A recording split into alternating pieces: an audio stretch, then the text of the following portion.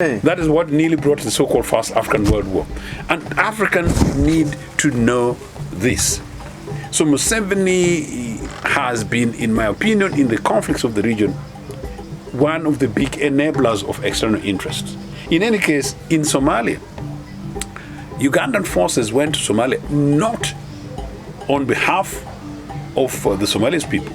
Uganda's forces were sent there, really, as agents to die on behalf of the Americans, because the Americans had been humiliated in Somalia in the early 90s. And it's true, gallant Ugandan guys, did pacify Somalia, but they didn't pacify Somalia. They did pacify Somalia on behalf of the Americans, who had started the conflict in Somalia, lost the conflict in Somalia. And basically, we went there like mini mercenary people. No wonder who gets the benefit. Museveni gets so we are in Somalia as machineries. Yes. Just like Cubans were in Uganda.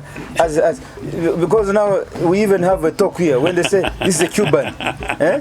When you want a machine, you say, I want some Cuban. That's correct. Hey. No, so the African Union for Somalia came in much later. And I know it's not very well known, but I also know that many people who know don't want to talk about it. That's why I'm saying it very authoritative. That's a fact. So the Somali thing, the African Union came in much later. In any case, that's why I talk about leadership in Africa. The African Union of today, not many leaders were prepared to stand up to say no to Anglo-America of those days, like some of our leaders did. So basically a pacification thing. Now, recent thing in South Sudan. South Sudan is a partisan thing.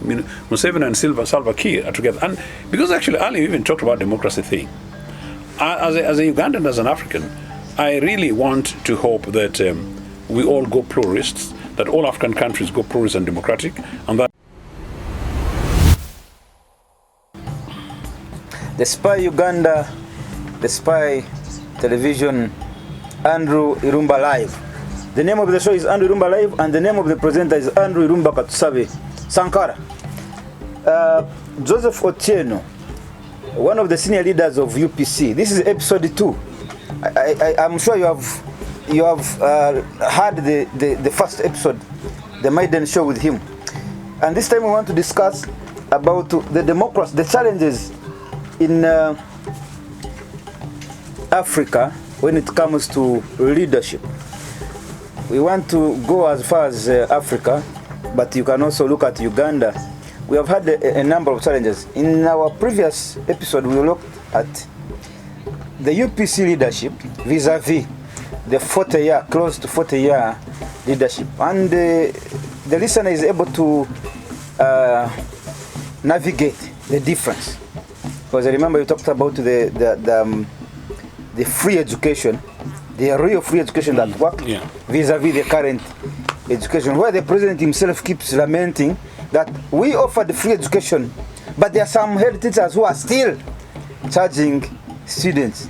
But then you are the head of state, and you have said the students should study for free, and there is somebody contradicting that, and all you can do is to complain and tell us about it, and there is no clear mechanisms to stop that. And maybe, as one of the young viewers would say, and your wife is the Minister of Education. I didn't want to say that.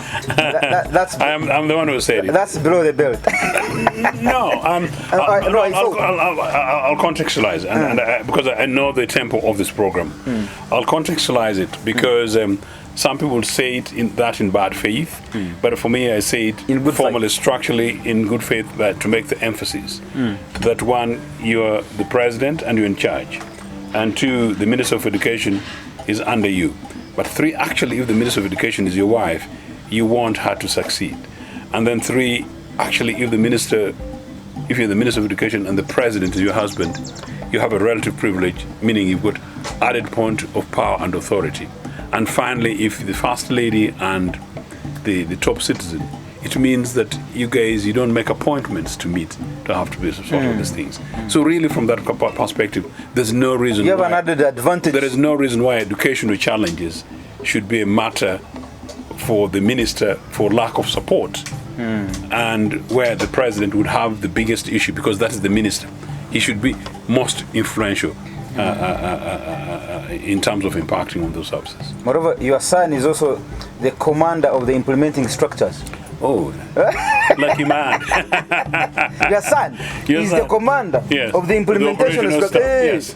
that when someone has failed to act as per the president's directives or the Minister of Education's directives, now the son can implement what is supposed to be done to you. Yes. CDF. You see? Now, Joseph Ochieno, democracy challenges in Uganda and in Africa. Let's think broadly. What do you think lies the biggest problem? Is it the led or the leaders? When you look at the challenges of our democracy in Uganda, but also we want to talk broadly in Africa, is the problem the led or the leaders? No, I think about it carefully. I have severally argued that the biggest challenge facing this country, Uganda, is leadership. Leadership. And leadership both in hierarchy and in the broadest sense. In the broadest sense, you could then take it up to down family.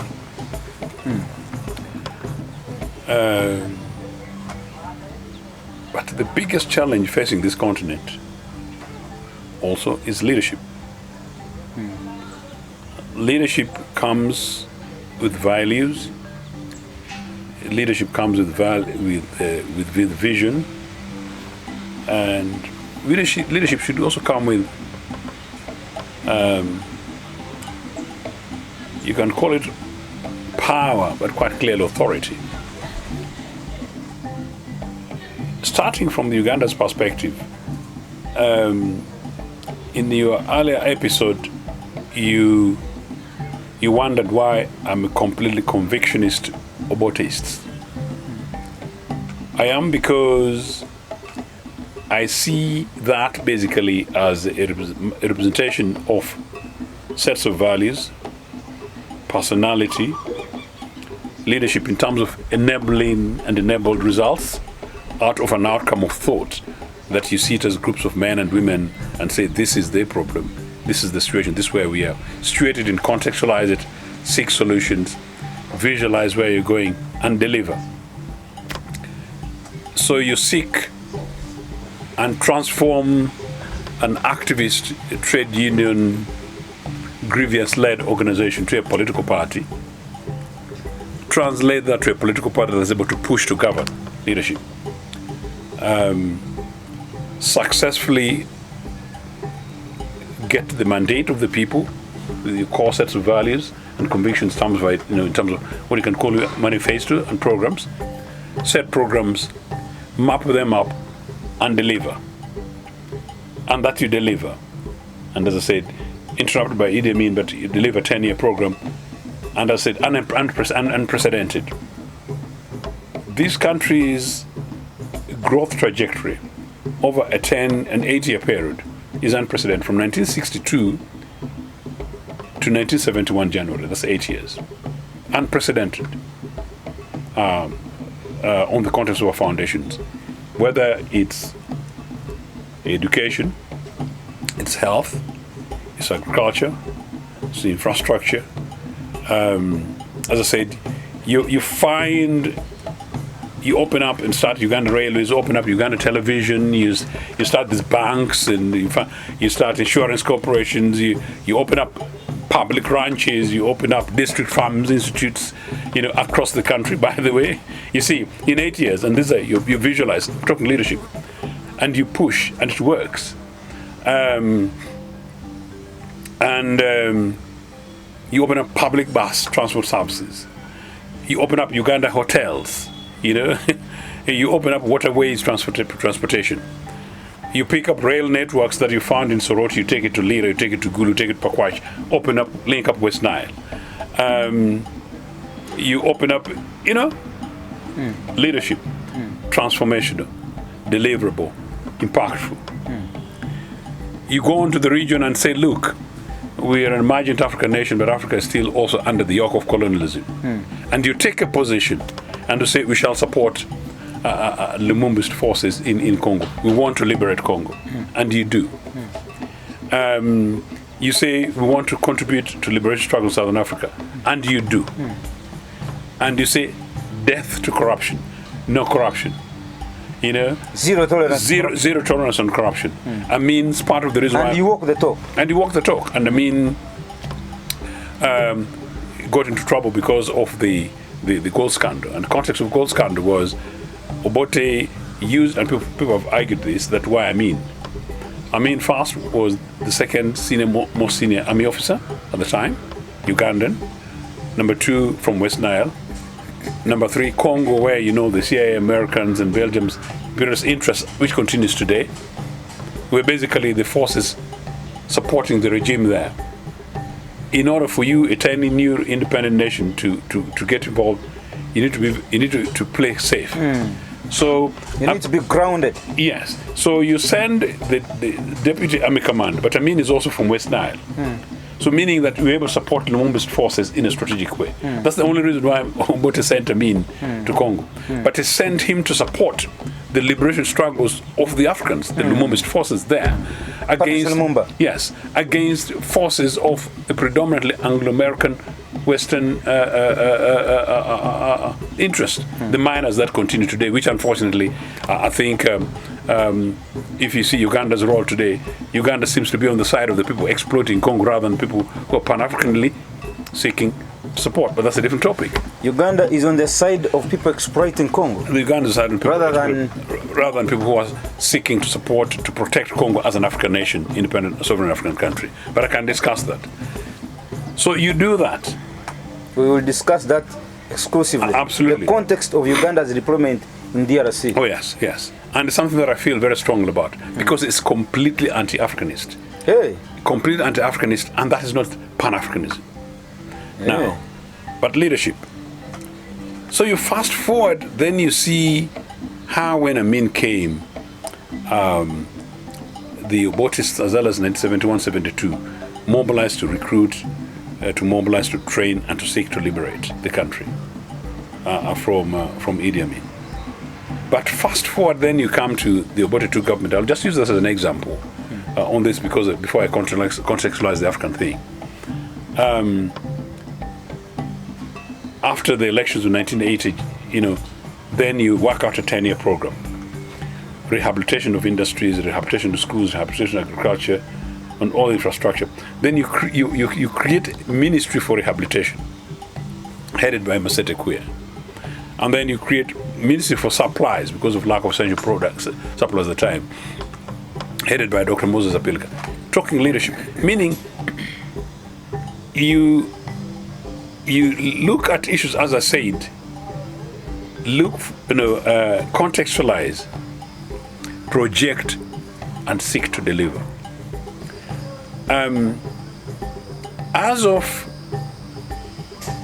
the 1971 coup, I told you in a different program that part of our problem as Uganda and part of Obote's leadership problem, and here I'm using leadership, but Obote is an exemplary front. You've got a position on foreign affairs, you've got a position on African affairs, regional affairs, that is. You've got a position on national affairs, but specific detail. You're saying we shall dismantle the colonial economic system and enable Ugandans. So move to the left, basically handing over the economy to Ugandan peoples. And I know people usually give credit to Idi Amin about the Africanization of the economy. As I said, not true. To the extent that, as I said that I don't have the figures for 1971, but we had moved within 3 years to more than treble the ownership of Africans since independence, meaning that I would not be surprised that it was towards 60% as of 71. But how do you do this? I was telling you that, well, just because you disagree with Olara Tunu, you just don't go and break his neck or throw him down. You go through processes. The Africanization of Uganda's economy was a process that one government was working on, including the Asian question. Amin basically picked it and handled it wrongly by expulsions. 1968 leadership.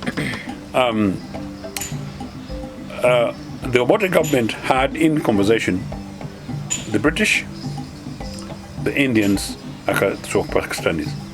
The position with the Asians was this. that there are Asians in Uganda who are British citizens. They should return to Britain.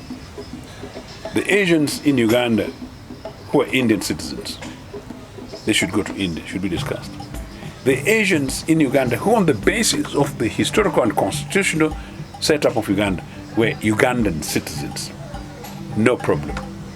Then the Asians whose citizenship were never determined. The three states needed to have that conversation.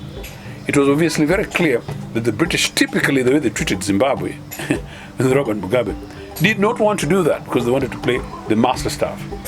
Milton Obote provided the leadership, simply said, no, we're not going to go there. Now, if you heard about a journalist called Jasmine Alibi Brown, I'll say it on television, her father was here. Her father was pushed out of here to Britain for some dubious deal, amongst others. But they were amongst the people whose status were neither here nor there.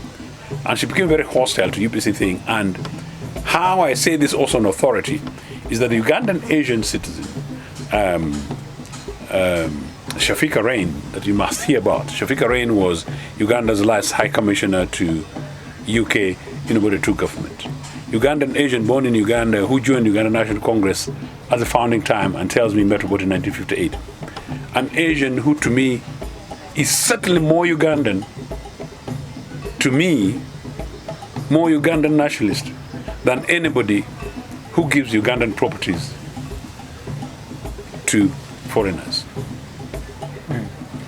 Now, but Shafiq told me that he knew the manner in which some of these Asians were playing to and fro. But anyway, I'm talking nationalities and identities. So Amin comes and basically finds a problem which is unresolved, and for populist stuff does that. When Obote II government comes, you say, where had we left? What had we left? And where had we gone wrong? Obote writes to say that they chose in 1981 to go slightly slower on the move to the left program because of what Amin had done, but still to continue with government in partnership, what he called it with commerce, but basically state in partnership with industry as a mixed economic program, Obote II. But then as I see, you see programs for rehabilitations, you then see programs for opening up schools, and then for the universal primary education, you give it another 10 years. And you say that, look, universal primary education will start in 1991. From 1981, when we just assumed office, because the elections were in December 1980. So say, well, let's give this a 10-year program. So in 10 years is when we shall start UPE. But through that time, I'm sure in your home district, you can check Ugandans, new secondary schools were opened per sub-county. They used to call them third world schools. Teacher training colleges, colleges of commerce, national teachers colleges, opening and expansion programs for the likes of Mbara, University of Science and Technology across the country. What again tells me that by 1984, because of the huge turnaround, economic turnaround, which was faster than expected, Uganda's standard of living rose for the first time in 1984. Rose for the first time since 1970. You know? So now the revival from the mean times. So your viewers will be familiar with the most authentic global economic organization called the OECD, the Organization for Economic Cooperation and Development. So these guys came to Kampala and told about that, you know what, your universal primary education program that you want to start in 1991, you can actually start in 1987 on the basis of the performance of the economy. And Obote said no.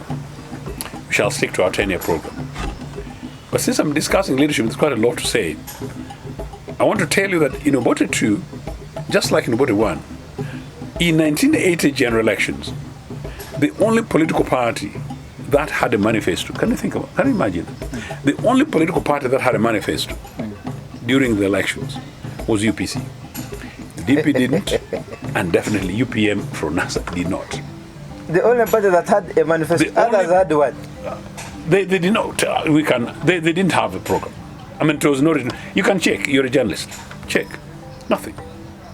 Oh, you're trying to praise your party. No, I am trying to talk leadership within the context of my understanding, and thankfully my party is the best in exemplifying that. That's your assumption. It's not an assumption, it's a matter of fact, but as I said, it's something we can discuss. Because deliberately I can push you back and say, for the purposes of your viewers, on the context of the topic, I am saying that this is a submission, let the other side present. And I'm saying it because I want to do justice to your context of leadership. As I said, as an idea, you come like this, look, seek to focus, visualize, and drive. So we had a manifesto, a program of action, one that we sell to the peoples, and if they buy it and elect us, we shall deliver. Leadership, in context. Driven by a leader or an idea, and it could be a personality, whatever we want to present it. And as I said, if we want this to be bought by some management class in some university, let them get exclusive rights from you. It makes sense. So in 1982 thereabout, the IMF World Bank guys came. The National Monetary Fund.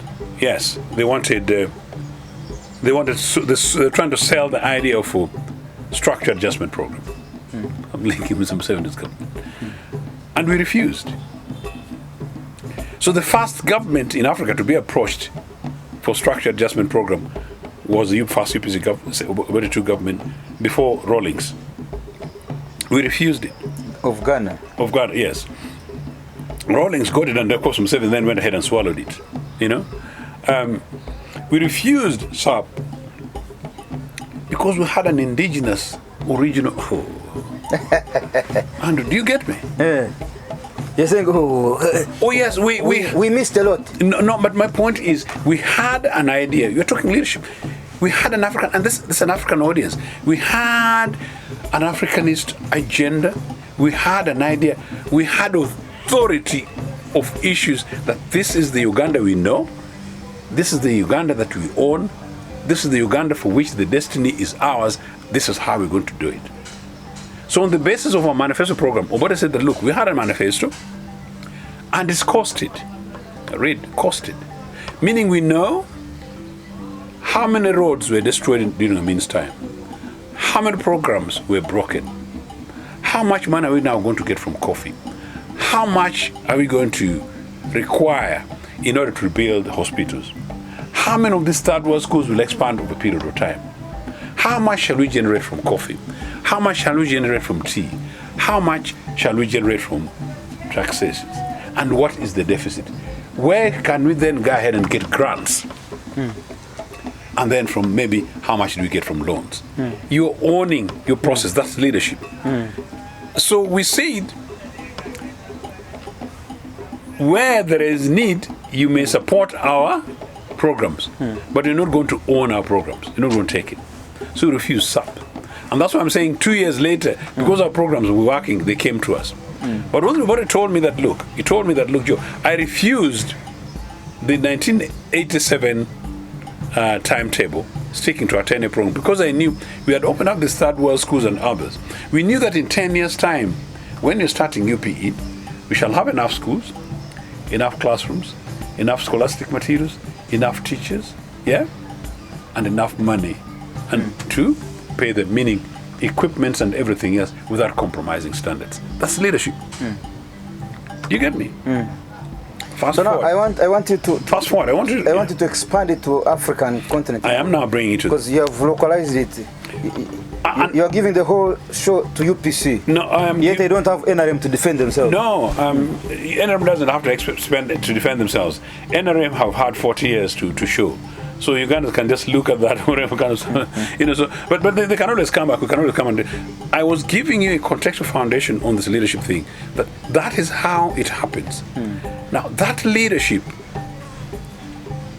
which is driven by sets of values and men and women who bang the table and say no, not that one, is what is lacking in this country, and in my opinion now currently lacking on this continent. Now. To the extent that Sudan is at war South Sudan is at war. DR Congo is at war. It's so, Somalia has been at war. Which African leader bangs the table and says, you guys? Now, the early times... Museveni is banging the table. No, Museveni is part of the deal, and part of the deal, and it's part of the problem. Part of the problem? Yes. Or part of the solution? Part of the problem. Museveni is part of the problem. Museveni has been in South Sudan, stabilizing South Sudan. No. Museveni is now in Congo. No. Stabilizing Congo. No. Museveni somehow stabilized the Kenya 2007 riots. Hey. Museveni has stabilized Uganda for the last 40 years. Museveni helped stabilize Rwanda when he trained here personally Kagame after the 1994 genocide. Kagame is now in Rwanda, but he was a young boy in Uganda, CMI. Yeah. So how can that be part of the problem rather than part of the solution? You're a Pan-Africanist. Museveni has become a point of reflection every time there is a problem in any country. They come to him. Somalia leadership is always here. South Sudan leadership is always here. Sudan, before Bashir was thrown, they were always here consulting. Kenya, William Ruto is always here consulting. It's only Kagame who a little bit became stubborn. But again, he had to send his son to go and consult, then bring back the consultation, and then they... So... Yeah. No, they have to consult him because he's the head boy. No, the broader African context is that post-independence and in contemporary terms, the continent sort of lost it, where with the exception of the leadership that was briefly provided by Thabo Mbeki with the big Africanist agenda, and that's where I was going to take you. The biggest Africanist agenda, and the nearest was this NEPAD, New Partnership for African Development. There hasn't really been any major big thinking idea with a big name African to lead the process. And why I'm saying that from a Pan-Africanist context is that if you look at what our founding parents did, Kwame Nkrumah, Milton Bote, the Sekou and others stood firm and simply said no, the liberation of Africa and the emancipation of our peoples. This guy stood firm and said no, Zambia, Ghana will not be considered free and independent unless the rest of African continent is free. Milton Obote did say the same. Obote told Mandela in 1961, Obote was not yet even president. Prime Minister said, when we get into government, we shall give you all the support that we need. Once we get into we gave them all the passports and everything else.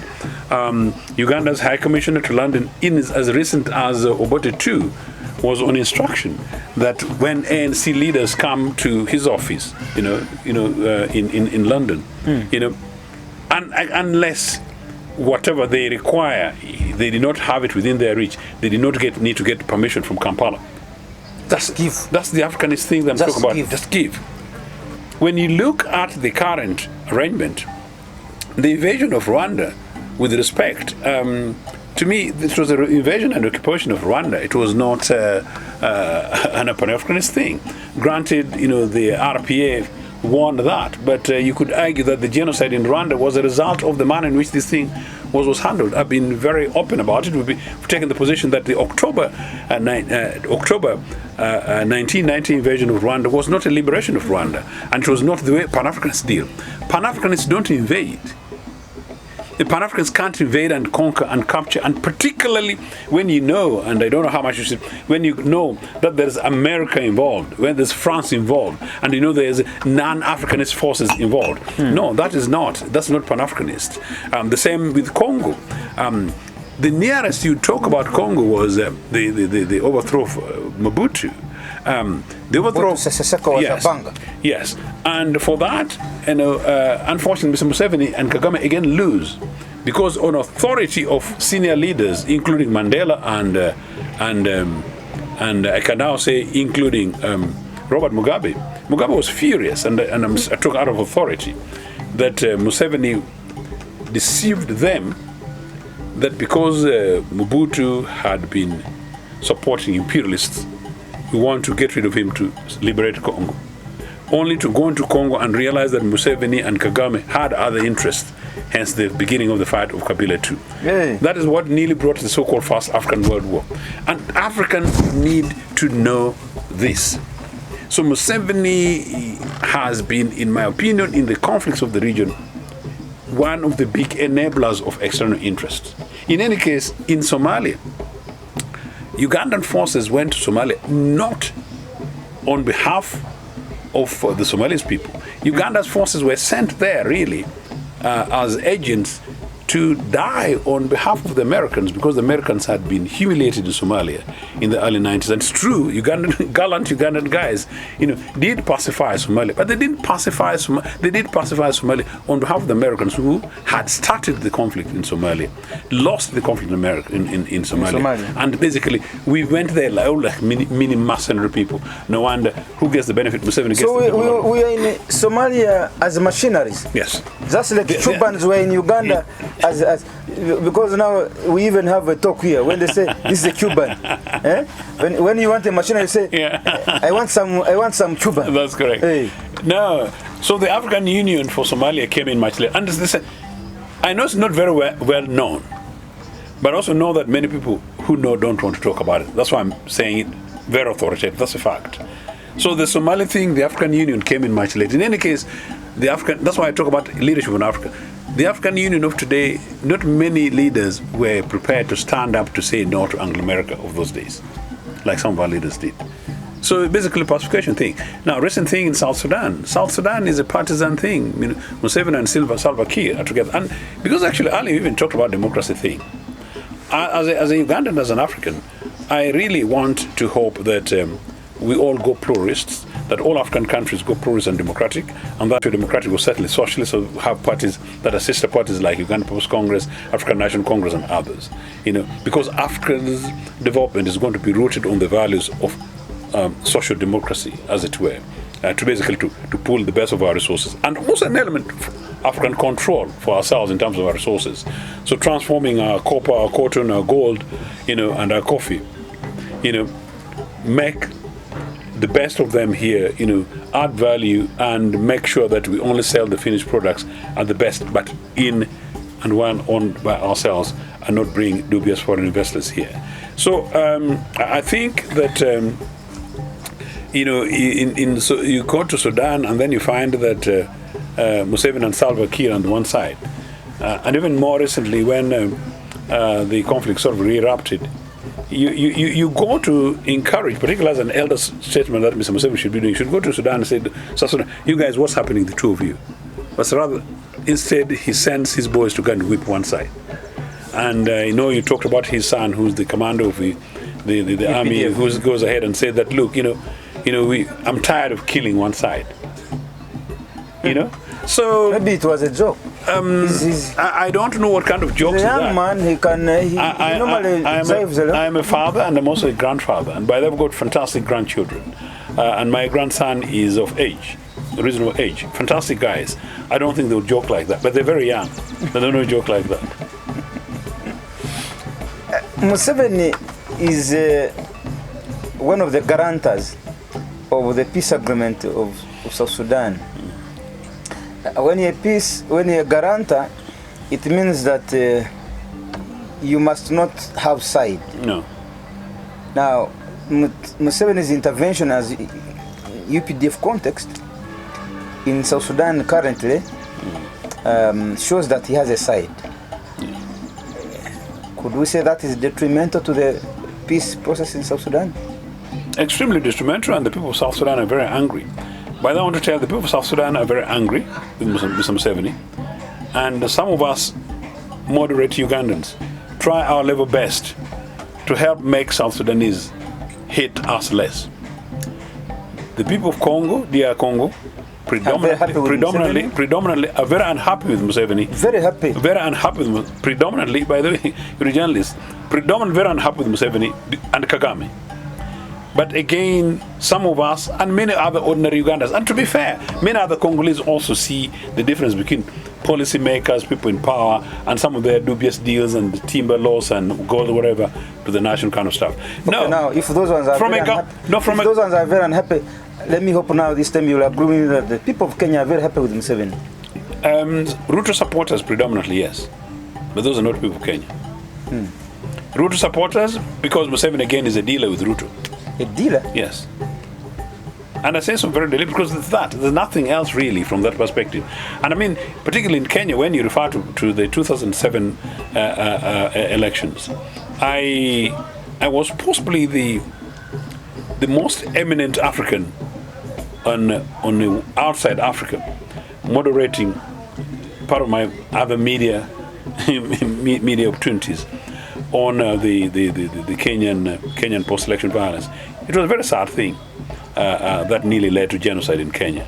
And the insensitivities and the forces that were involved, I think credit to the Kenyans that they remoderated, and I hope that whatever happens, that a new leadership emerges on this continent that brings people together rather than disintegrates, and so that we're able to ensure that we avoid anything that is possible to create a Rwanda-like genocide, a possible kind of genocide in Kenya, a possible kind of genocide in whatever happened in Congo, a possible genocide in Darfur in Sudan, a possible genocide in South Sudan, and the near genocide that we had in northern Uganda during the NRA and LRA war. Comrade Joseph Ochieno, the previous African leaders we had, the Patrice Lumumbas, of course he was killed before he could take up leadership. The Thomas Sankaras, the Julius Nyereres, the Kenneth Kaunda, the Jomo Kenyatta. Do you see that leadership in the current leadership that we have, or do you have a ray of hope that Africa is going to have one time that kind of leadership, especially with the emergence of our senior comrade Traore of Burkina Faso? I don't know how you don't, I know you're just giving examples, but I don't know how you don't include your own Milton Obote in that.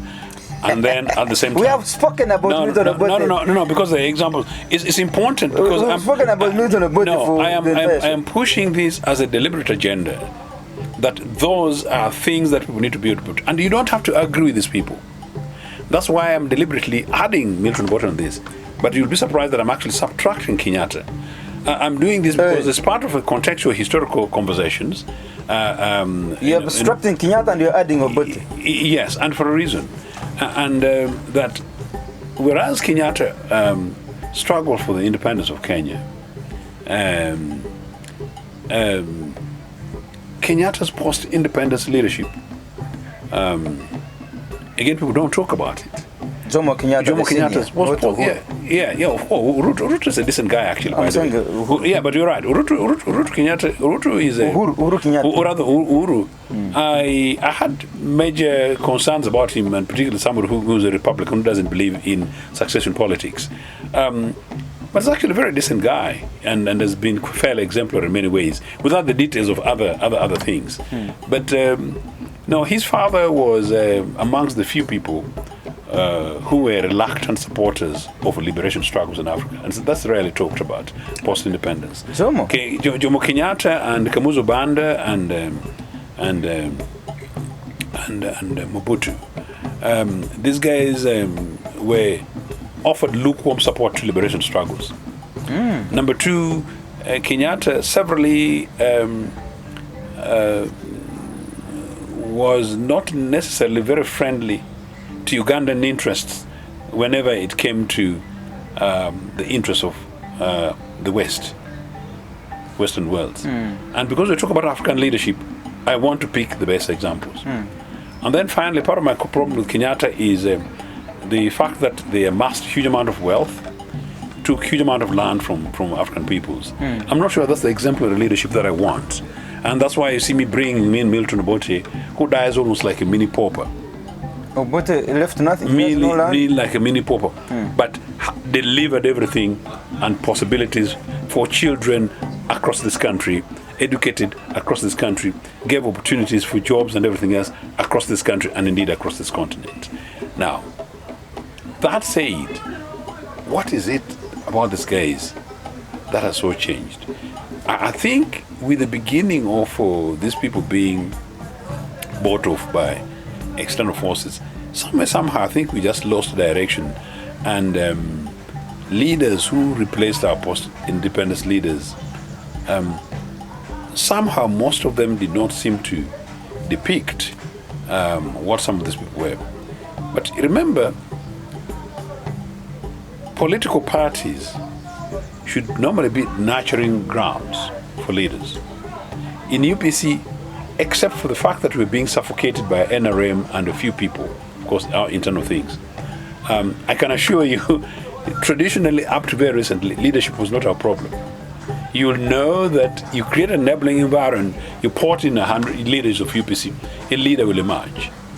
And a leader who holds the values, has integrity, and push you. I'm still quite confident that we're able to do that going forward. But that is when you get an environment of democracy, which is something that possibly missed, in the earlier part of our program to discuss. Meaning spaces, is it classrooms where leaders emerge? You and I were the other day discussing sports somewhere else. Is it in football pitches? Is it in schools? Is it in communities where these things happen? Is it cultural things? Is it in families? So those are some of the things that have been lacking. But from a political leadership perspective, in my opinion, it's generally about political parties. Now, apart from UPC, which natural political organization, say in this country, has emerged, and you'd say may have gone ahead to provide the space in which genuine leadership is able to emerge. NRM has had an opportunity to be, to have been around for a very long time, but with the disease of a founder's syndrome. I'm not quite sure whether many legitimate leaders have had the space to breathe, maybe until Mr. Museveni retires. Now, when you take that across to the continent, you see in an organized political party like the African National Congress, whereas we in 1952, the African National Congress beats us by 40 years, the oldest political party on the continent. The ANC? The ANC. That's South Africa. Yes. And still remains the most sophisticated political party. But you have seen the leadership transition, sometimes pushed by ideology. Mbeki was pushed slightly by ideology, but also slightly pushed by an element of identity Zulu elements that pushed him. But of course, the ideological thing was both domestic, and Mbeki was also very much not liked by Western powers that saw him being rather mouthy on the continent. That's why I continue to miss him, although he had his own controversies. Where else on the continent? I hope, to cut it short, that something that I never knew I would is it glorify? I never knew I would acknowledge a military administration. I have never acknowledged or supported any military administration on this continent, or justified any, except not justifying Thomas Sankara's, but acknowledging his. So the only military guy that I hail on this continent is Thomas Sankara, meaning in terms of his leadership rather than the coming, because I don't justify any circumstance under which military should or anybody should take over power by force or by means without the mandate of the people. But Sankara exemplary. So from then on, recently I say that because people who, like military men like the Musevenis, come and dress up in suits and pretend when their agenda is something else, come take power and then turn it into a personal life thing, family thing, and then break nation states. When the average Ugandan citizen sees that and he's got no other way to consider possibilities of coming up, it's not surprising there that people begin to look for shortcuts. And I think when you see the development in Sahel, the region that you're referring, part of that has been that. But the amazing thing is that these military guys in the Sahel, if you look at the programs, if you look at the message, and you look at the arguments they've made, it would be very silly of Ochieno to disagree with those arguments. You know, it would be very silly to disagree with those arguments. And so, are there hope? There is actually a possibility that although they should not be the panacea for a way going forward, they definitely provide an environment in which African political establishment, particularly African youth, begin to review questions of leadership on the continent, their resources, the ownership of their resources, their capacity as Africans, and also the historical things that have been trying to push here. For them to realize that there was something ever before the rot that they see. For them to believe that when they have roots of good foundations, it is possible to do better because some much better things were done before. And if they're done before, there's no reason why, if they come up and take ownership, there's no reason why they don't fly and fly more and fly better. Finally, my elder, I want you to comment on two things. One is your take on the fact that Dr. Kizza Besigye was denied bail last week, even when the judge explicitly explained that he qualifies. He had actually He had met all the criteria. Yes, yeah. But finally said, I suspect you may interfere. Suspicion, and there is no. She did not give any justification for the suspicion, because she gave a history of the fact that of all the most treasonous cases that Besigye was involved in, he was given bail and he did not interfere. So there was no history that he has ever done so. However, the current legal system allows her to suspect you, and her suspicion is correct. And so, Besigye and Obed Lutale are still in jail based on her suspicion. If you ask her to justify her suspicion, there is no suspicion, there is no justification. Because herself, she explained, gave the history of all the Besigye's cases where he has been given bail, in most treasonous cases, and he did not jump bail, neither did he interfere with investigations. Number two, which you should begin with before you answer this one, Joseph Ochieno, you were the spokesperson of Milton Obote, alive and dead, because you are the permanent spokesperson for the man who has died long time ago. But at the same time, your current position and probably belief seems to be contradicting with the views of his son, Jimmy Akena. So when you are the spokesperson of his father, but then you don't agree with the son's leadership, are you not conflicting with your own self? Yeah, I get you. Because now, when you are defending the father, you are defending the son. Now here you are defending the father, but contradicting the son. You don't agree with the son. Obote is not a monarchy. Obote is not a monarchy, nor was Obote a monarchist. Obote is actually the father of the Republic of Uganda. My relationship with Obote is not based on his family. Obote is the father of this country. So Obote is the father of everybody. Actually, Obote is the father of Mr. Museveni. Hey. Yes, Obote is the father of the Republic of Uganda. Founding father. Yes, so father of the nation is Milton Obote. So he's really father to all of us. And nobody can deny me that. Not his son or anybody else. His wife, Mama Miria, fantastic lady, is the mother of the Republic of Uganda. That's not negotiable. I can't get that. It cannot be donated to me by anybody. My other relation with Milton Obote is that he was my president, and is my president. So I joined UPC as a political party. UPC is not a family thing, and so UPC is a political party. So Obote, as my president, is not negotiable and has got no relation with any member of his family or anybody else. In fact, nobody in UPC can say you're more UPC than whatever. No. I joined Uganda Post Congress, and Obote was president in 1980, by the way. I was a student in Mwiri. And Obote is a Mwirian, old Mwiri. Mwiri is the school where, fantastic school. You better try. I know you've got some young, fantastic citizens. You should take them to Mwiri. So So, on the basis of that, my relationship with Milton Obote is political. But also, I got to be very close to the whole family. Including Akena? Yes. And yes, I got very close to the family. And I have absolutely no issues with any member of Milton Obote's family, except I have a fundamental difference with Jimmy. Jimmy was once upon one of my closest friends.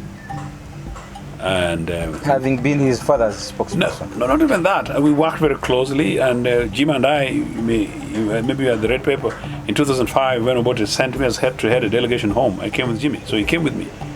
So I had a political delegation here and Jim Akena was with me. So we came through of us, so we sat like this. So Jimmy is that close with me. And for some reason, even up to now, I don't think that many people think that possibly we're closer than anybody else. But our fundamental difference was, I'll tell this program. When Mr. Museveni went to attend Jimmy's traditional marriage with Beta Mongi, in a circumstance which was not clear, and in which there was a fudged explanation from party members, and with the information that we were already getting at the time, it was the first time that I got a concern about the strategic decision of my brother then. But then, when, as I said, Jimmy pushed Olara out of Uganda House, again, as I said, those are differences in a particular way, but not the real issues. I got concerned. But we're still brothers.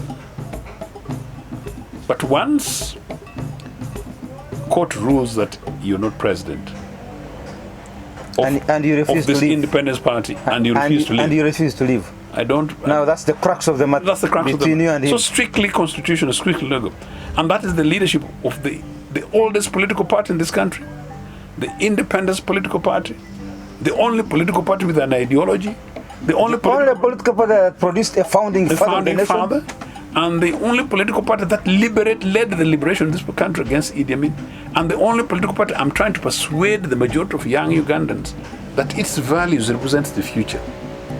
And you sort of want to seek to rank, I have issues. And I'm trying to tell young Ugandans that don't throw bombs, don't throw stones, use issues and ideas. Go through the democratic way, be decent, be civil. And if you're wanting to present something sort of contrary, you're sort of frustrating. Be civil. Frustrating that should be civil. So fundamental difference is the fact that Jimmy is an imposition, so he's not the leader of the party. And I can't pretend simply because of what his son. But you know, the person who has the biggest burden is me. More than anybody in this country. Why? Because my relationship with the family, my relationship with Jimmy, and my relationship with Jimmy's father. So you can see how heavy it is for me to take that position. But you have a historical responsibility. But I take it so lightly. Why? Because of the convictionism of... So right now, who is the... So that's one. But the second difference was when it became officially known that Jimmy and Beta Mongi and a few others met with Mr. Museveni on a deal. You know? And that deal in part contributed to them, although they're occupying Uganda House, for them not presenting a candidate in 2016 and 2021. Now, if this is my party that I've lived for the rest of my life, and you're contributing to that wreck, it doesn't matter who you are. Those are my two fundamental differences with Jim Akena, nothing else. Oh. Yeah. So now, who is the president of UPC? Or who is the leader of UPC? If somebody met you right now and asked, who is the president of UPC? What would be your answer? I would explain that it's certainly not Jimmy, the person occupying the Uganda. No, he has not asked for you. Yeah. He's just, who is the leader of UPC? Who is he? You allow me to give more than one answer. No, you'll have to explain. No, but yeah, unfortunately, and that's how bad it is. No, but because if I woke you up and say, "Who is the president of Uganda?" You'd say, President Museveni. No. Who is the leader of NUP? You'd say, Bobby Wine. No, but some. Who is the leader of DP? You'd say, Norbert Mao. But some. Who is the leader of Jama? You'd say, Asman Wasalirwa. Who is the leader of CP? You'd say, John Kenu James the man. When they asked you, who is the leader of UPC? I will explain. Bambi. You can see how we are struggling.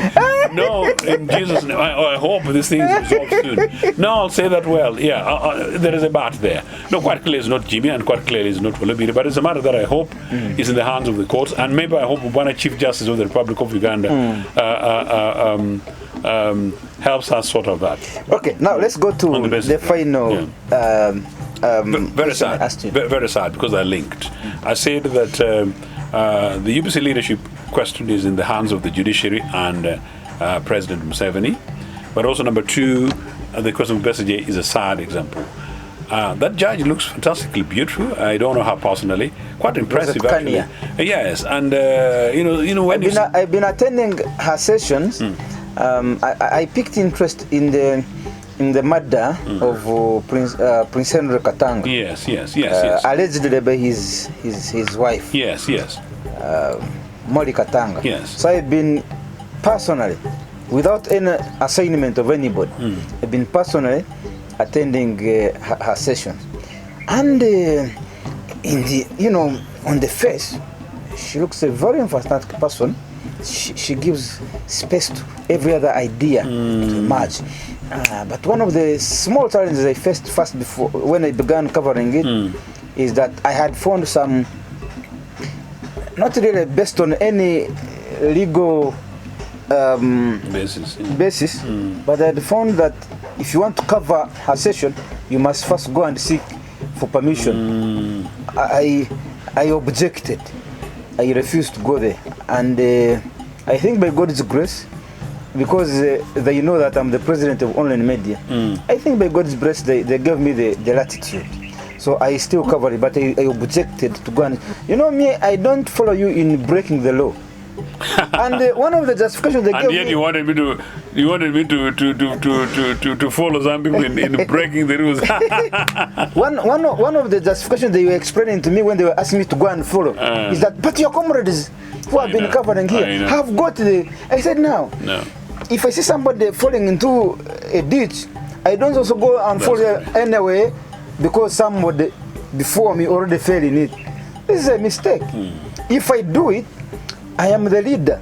Everybody else will do it, but I know it's wrong. You don't have the mandate to ask me to apply to go to a public place like court to cover a case. A case is a public interest. Murder is a public thing. Why would you want me to apply to you whether I should get access to that information or not? It is a constitutional right. So I object. By God's grace, I want to really say they have given me the latitude to cover. So my first encounter with her is her court. No, as I said, she comes across as a decent lady, quite impressive. I thought I would expect, and I would have expected a lot more from her. When this matter came before her, it was very clear at this stage, considering where we've been going through, that there would be no grounds for Besigye to be denied bail. I will also tell you that I attended one of the court-martial sessions in solidarity with Kizza Besigye, where my young lawyer friend Aaron Kizza was assaulted. Actually, he was assaulted in the process of him allegedly being arrested. In fact, if we were to follow the law, the due process of the law, and I've been spaces and I've been around the world and I've seen these spaces, if you took evidence, it is Aaron Kizza who should have had a case against the state rather than the other way around. But anyway, it was also another very sad experience because I was there with Martha Karua and others, and with some of these friends of ours from abroad, it looked rather comic and saddened. And by the way, I don't do violence. I don't do violence because I've never fought since I was a kid, even playing around with balls and hitting the other kid. I'm fundamentally a believer that violence should have no space in our worlds. Violence and terror and hate. But some of those things traumatize me. But fast forward, having kidnapped Kizza Besigye, having gone through all things the process has gone through, having been denied his basic rights, having gone through this process and left court-martial, having then brought him to civilian court, and now all these months without really due to the processed evidence, it was extremely atrocious that anybody, even this bail process, should take the long time that it's taken. On that day, in totality, the only thing I can say is that it's disgusting, it's impunity, it is state organized, and the manner in which you get treats from ex-handlers from other powerful people in the state is almost like nothing but to say that, well, poor Kanye was basically following instructions not to issue bail, grant bail to Besigye, and therefore what is she? She's literally a front, and what is she? She's merely a cadre judge. Cadre judge.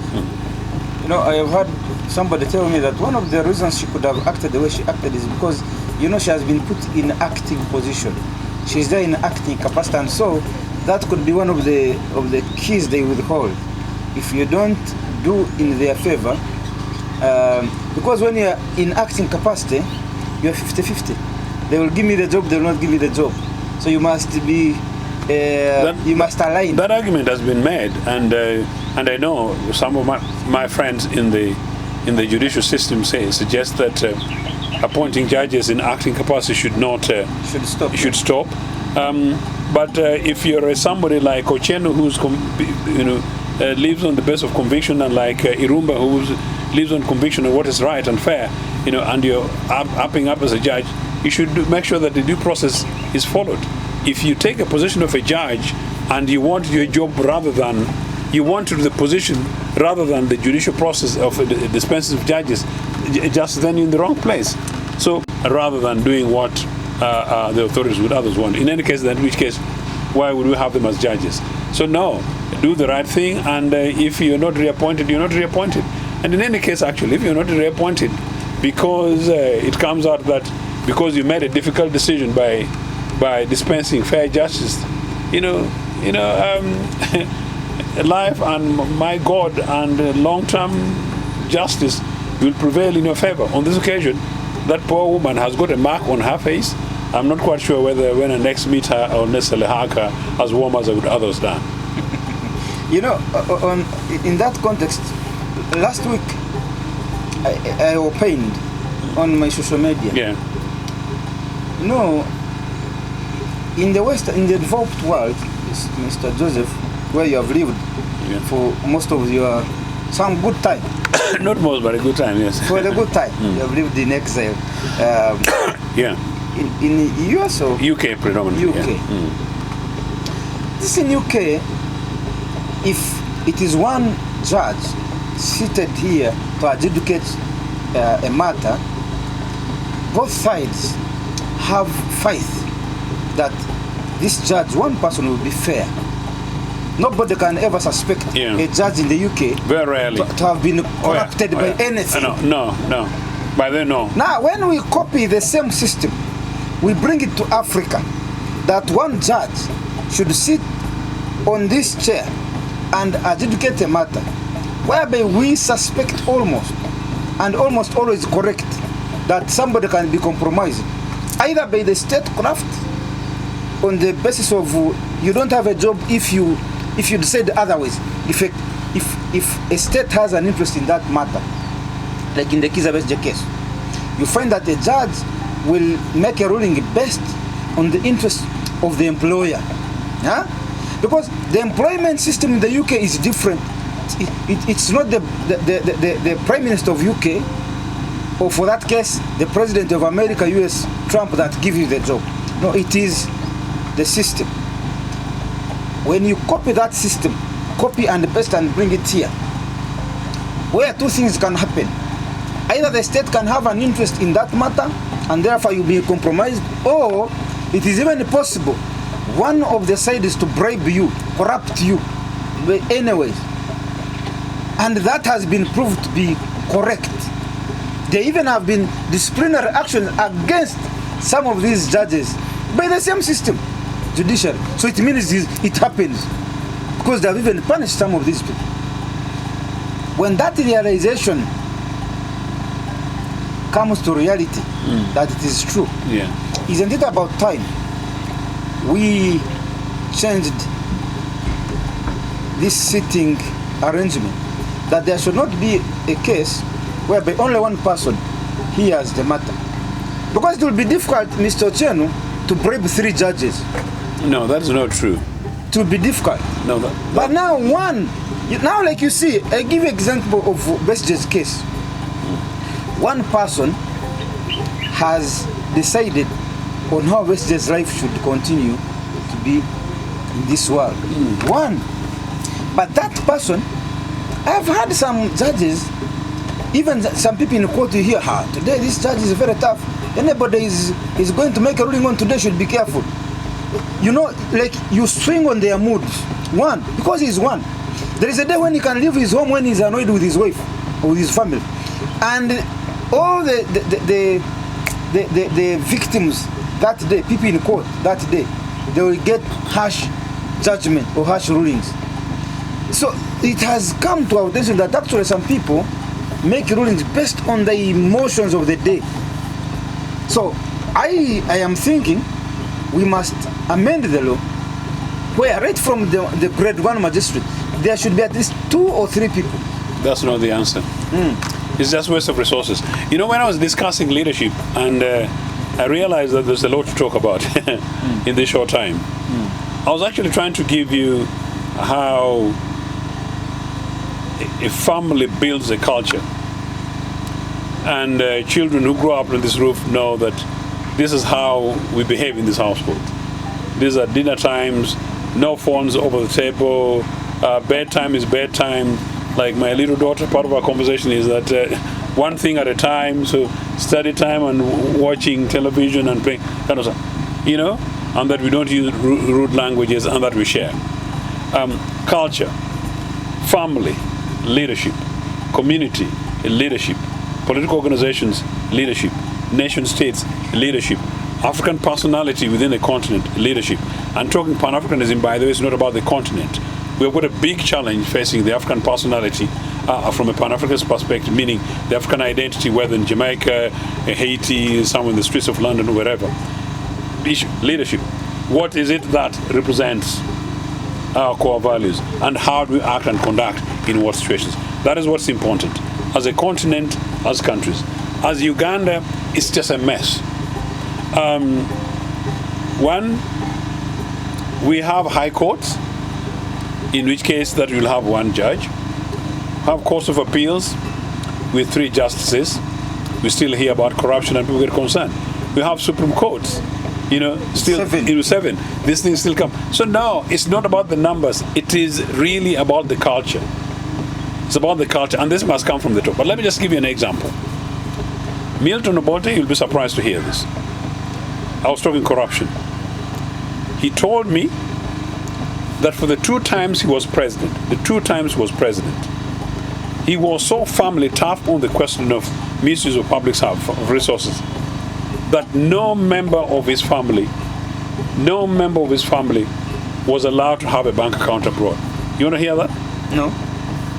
Twice when Obote was president, twice in this country. But when he was president, no close member of his family was allowed to have a bank account abroad. Obote's gone? Milton Obote, yes. This happened? Yes. In this Uganda? In this Uganda. And because it's 2 things. You need to get this, yes. No, it's 2 things to speak about something, yes, and it's another to really make it. Did that happen? Of course. And I'm telling you this, and he confirmed to me this in his balcony in Lusaka, 2002. Go out and check. You go to the job. Nobody. No member of his close family. No member of his close family was allowed to have a bank account abroad. What about the ministers? You're talking about the members of the family, or you're talking about... No, I think these are important points I'm making, please. No member of his group, what is he saying? Leading by example. You see what I'm saying? So you wanted that... Yes, integrity,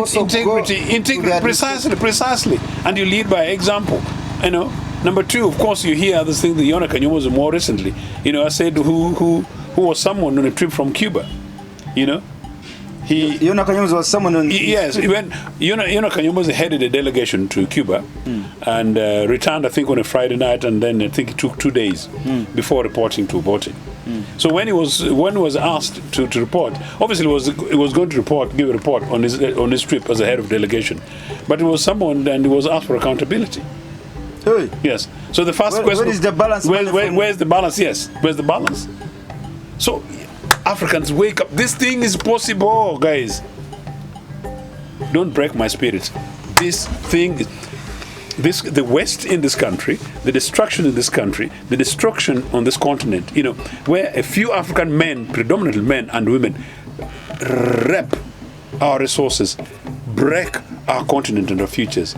It is terrible when Africa today continues to be the laughing stock of the world. And you know what? Our children and children's children, you talk to me because I travel around the world. I know how I am looked at merely on the basis of my color of my face, simply because I'm an African, because of the darkness put on behind me. And yet I also know the power that we have. And I'm trying to tell you that I know what we did in this country, my party and my government did in this country, to make this party and this country great and make it possible for this continent to be great. No, the issue is leadership.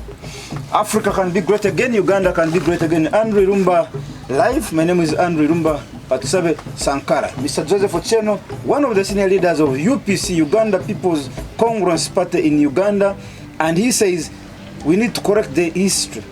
The oldest party in Uganda is not DP. He says the oldest party in Uganda is UPC, formed in 1952, as Uganda and National DP came Congress, yes, 54. 1954. Yeah. Thank you so much. Share this show on our platforms, the Pan-African Pyramid, the Spy Uganda, Spy Television, and on our social media platforms. I'm sure you also have a Twitter handle. Yes, at Ochieno. At Ochieno. Yes. You can also find these views. Give your comments on these shows. We will read these comments, but also we can come back and discuss some of those views that you give as viewers.